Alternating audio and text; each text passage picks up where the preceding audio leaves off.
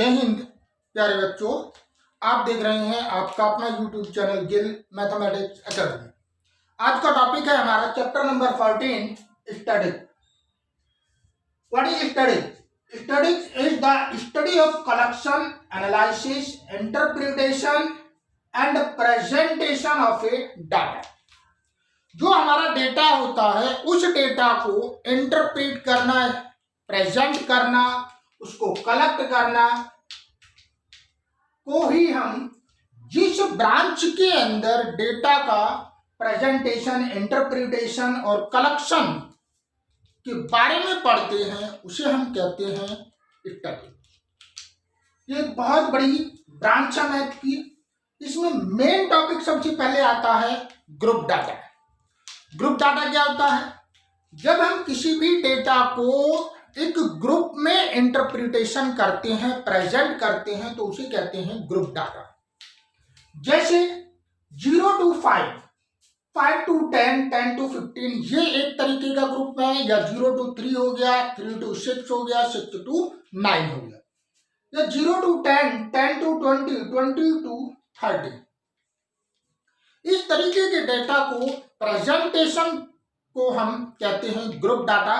यहां पर क्या है, 0 से लेकर 5 तक की जो भी डेटा है, यानी कि 0 से लेकर 4 तक इस ग्रुप में आएगा और 5 से लेकर 9 तक इस ग्रुप में।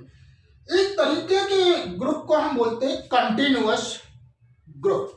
तो कंटिन्यूअस क्या होता है? 0 to 5, 5 to 10, 10 to 15, और 0 to 4, 5 to 9, 10 to 19 इस तरीके का जो ग्रुप होता है वो कहलाता है डिसकंटिन्यूअस ग्रुप। गैप देखिए यहां पर, this is called lower limit and it is called upper limit.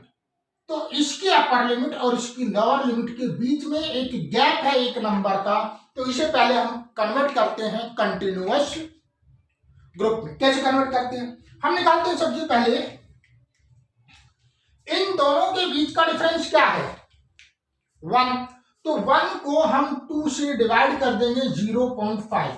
0.5 lower limit में से तो माइनस कर देंगे हम और अपर लिमिट में प्लस कर देंगे, तो ये कितना हो जाएगा? माइनस 0.5 से लेकर 4.5, 4.5 से लेकर 9 कितना आ गया ये, इसमें से माइनस किया 4.5 हो गया और इसमें प्लस किया तो 9.5, इसमें से माइनस किया 9.5 और इसमें प्लस कर दिया 19.5। तो इस तरीके से हम इस ग्रुप को कंटिन्यूअस ग्रुप में कन्वर्ट करते हैं। अब आता है अनग्रुप डाटा। जो भी हमारे पास इंफॉर्मेशन होती है उसे नंबर के रूप में, ए लिस्ट ऑफ नंबर के रूप में जो प्रेजेंट करते हैं उसे बोलते हैं अनग्रुप डाटा। जैसे आपकी स्कूल में टेस्ट होता है, हिंदी, इंग्लिश, मैथ, इन सब का जो टेस्ट होता है उसके एडजेटिव 50 स्टूडेंट है, रोल नंबर 1 के इतने नंबर, 2 के इतने नंबर, 3 के इतने नंबर, 4 के इतने नंबर, उस तरीके का जो डेटा हमारे पास होता है, जो इंफॉर्मेशन होती है उसे हम कहते हैं अनग्रुप डाटा। अब बात करते हैं क्लास मार्क। क्लास मार्क क्या होता है? Upper class limit plus upper class limit और लोअर क्लास लिमिट के सम का हाफ, यानी कि मिड वैल्यूज की। जैसे 0 और 5 ये लोअर क्लास लिमिट होगी और ये अपर होगी, इन दोनों के सम का हाफ जो होगा, यानी कि 2.5 जो है वो आपकी क्लास मार्क है। यहां पर हम पढ़ेंगे इसमें मीन या arithmetic mean, median,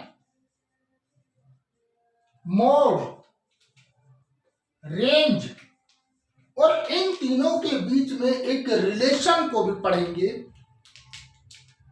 mean, median और मोड। सबसे पहले हम बात करते हैं मीन या एवरेज। एवरेज क्या होता है? Sum of the observation upon number of observation. कितने ऑब्जर्वेशन है उनके सम को यदि हम नंबर ऑफ ऑब्जर्वेशन से डिवाइड कर दें तो वो कहलाता है एवरेज, यानी कि मीन।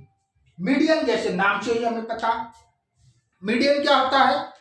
मीडियन होता है जो भी हमारे पास डेटा है उन डेटा को यदि हम अरेंज कर दें असेंडिंग या डिसेंडिंग ऑर्डर में, तो जो मिडिल मोस्ट वैल्यू होती है उसे हम कहते हैं मीडियन। इसके बाद मोड। मोड क्या होता है हमारा? मोड होता है कि जो फ्रीक्वेंसी, जो नंबर सबसे ज्यादा फॉलो कर रहा है, जो हाईएस्ट नंबर ऑफ फ्रीक्वेंसी होती है उसे हम कहते हैं मोड। कौन सा नंबर ज्यादा आ रहा है? जैसे हम मैथ की क्लास टेस्ट लेते हैं और उसमें अगर सबसे ज्यादा नंबर 20 नंबर का क्वेश्चन पेपर है और उसमें सबसे ज्यादा नंबर 18 आ रहे हैं, 18 नंबर सब लगभग काफी बच्चों के नंबर हैं 18, तो यहां पर आपकी हो जाएगी मोड 18। 18 जो है ज्यादा से ज्यादा बच्चे गेट कर रहे हैं। बात करते हैं रेंज की। रेंज क्या होती है? जो हाईएस्ट वैल्यू होती है उसमें से स्मॉलेस्ट वैल्यू को जो घटा देते हैं वो रेंज होती है। जैसे हमने टेस्ट लिया 20 नंबर का टेस्ट लिया, तो इसमें मिनिमम वैल्यू कितनी आ रही है? सपोज करो 1 नंबर आ रहा है, मिनिमम जो नंबर है वो 1 है। और मैक्सिमम नंबर कितने आ रहे हैं बच्चों के, मतलब हाईएस्ट नंबर कितने आ रहे हैं? 20 आएंगे। तो इसकी रेंज क्या हो जाएगी? Highest value minus lowest value. सबसे बड़ी वैल्यू में से जो सबसे छोटी वैल्यू है उसको घटा देते हैं तो वो कहलाती है range. Please make it out. First topic is mean of group data. इसके मेथड क्या है? How to find the mean of the group data. There are 3 method. Number 1 direct method. Direct method क्या होता है? सबसे पहले हम मीन के बारे में जानेंगे। मीन क्या होता है? Sum of observation upon number of observation.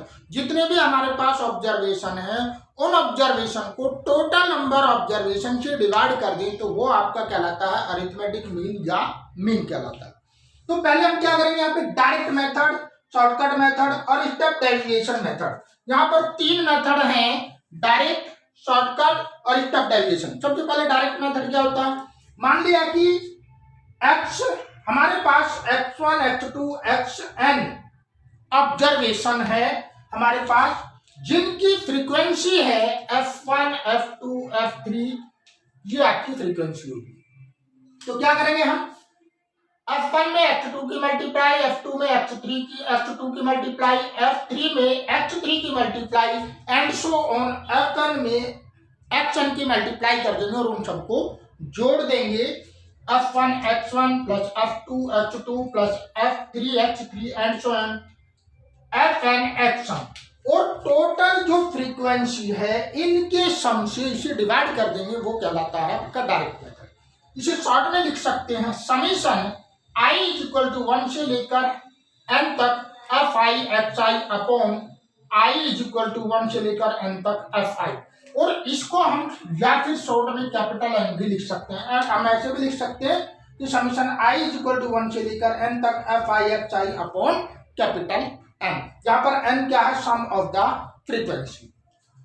Shortcut method में क्या करते हैं? शॉर्टकट मेथड में जो हमारे पास ऑब्जर्वेशन होता है उसमें से किसी भी या फिर मिडिल वैल्यू को हम अज्यूम्ड कर लेते हैं कि वो मीन है। ए हमने मान लिया मीन, फिर उसके बाद डी निकालेंगे। डी क्या होगा आपका? xi माइनस जो हमने अज्यूम किया था मीन उसको, और f की और d की मल्टीप्लाई करके n से डिवाइड कर देंगे तो वो हो जाएगा शॉर्टकट मेथड से मीन। अब हम बात करते हैं स्टेप डेविएशन मेथड। यहीं पर ही थोड़ा सा चेंज हो जाता है फॉर्मूले में। क्या किया हमने? पहले हमने एज्यूम्ड मीन कर लिया ऑब्जर्वेशन में से, फिर उसका डी निकाल लिया। यदि ये जो डी है किसी एक पर्टिकुलर नंबर से डिवाइड हो जाए, या क्लास मार्क्स से डिवाइड हो जाए, या क्लास साइज से जो डिवाइड हो जाता है तो उसे हम कहते हैं एच। तो क्या करते हैं? सबसे पहले यू निकाल लेते हैं। जहां जो ये टेबल है मेरी, यहां पर हम क्या करेंगे? यहां पर हम क्या करेंगे कि xi माइनस मीन को h से डिवाइड कर देंगे और वो कहलाएगा आपका u।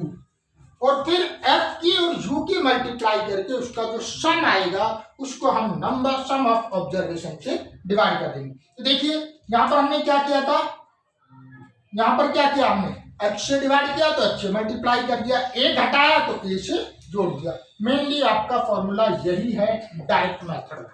तो ये तो इसके तीन method, direct method, shortcut method और step deviation method.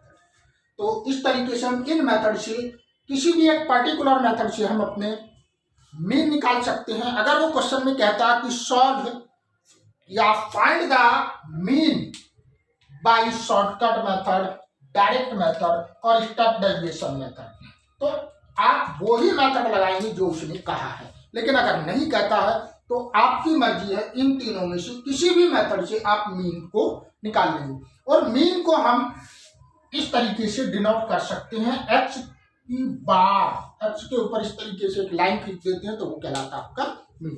Please make it.